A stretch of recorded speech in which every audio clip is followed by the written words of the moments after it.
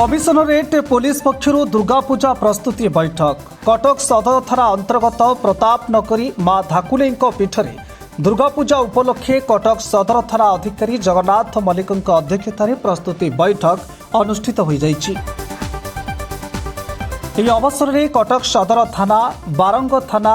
और 42 मौजा थाना अंचल समस्त पूजा कमिटर सभापति संपादक और कर्मकर्ता माने जोगदी निज निजर पूजा कमिटर समस्या विषय उपस्थित पुलिस अधिकारी मानक दृष्टि आकर्षण करते। दुर्गा पूजा समय किभली शांति श्रृंखला सुरक्षा व्यवस्था और ट्राफिक समस्या दूर हेबो एने आलोचना करा जायतिला।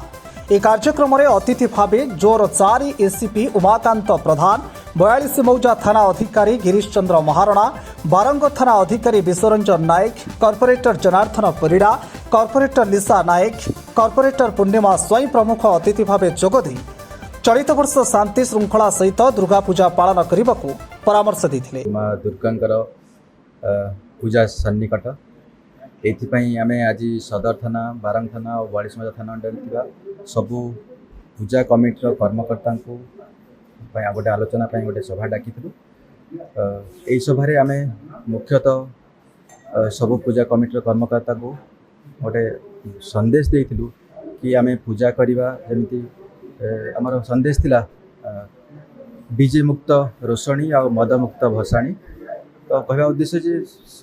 साउंड पाई आम रिपीटेडली कहूँ जहाँफल अन्य क्या क्षत न पहुँचाओ साउंड तो से साउंड को जिते कम मिनिमाइज करेंगे से आम कही पर्टिकुलरली आईन संगत जहाँ अच्छी से करने मुख्यतः भसाणी समय जो स्थिति गुड़ा एरेज कर स्थिति गुड़ाक आम रिक्वेस्ट करूँ आह्वान करूँ कि जिते संभव जमी ट्राफिक कंजेशन न हुए और लोक जाचल सुगम हो पार से अनुसार से गुड़ा करेंगे। बर्तमान पर्यंत आम एति कही रखू जे सुप्रीम कोर्ट गाइडलाइन अनुसार 10 PM पर्यंत साउंड नियम रही सरकार कि कॉम्पिटेंट अथॉरिटी का अनुमोदन आसे से समय आम चिंता करूँ। कटक सहर 12टा बंद करा साउंड एवं इमोशन जमी हवा था राति पाइबा जाऊँ कटक सहर सदर थाना अंडर ये कमिशनरेट भी आसूँ नगर पूजा कमिटी आसूँ एम राति 10टा बेल कौन बंद कर 12टा जाए लोक अभियोग रोचे कौन आप एक्चुअली देखो आम कटक सिटी भितर पूजा हो इमर्सन हो वर्षर 14/10 एवं आमर सदर थाना अंचल से 15/10 तो आम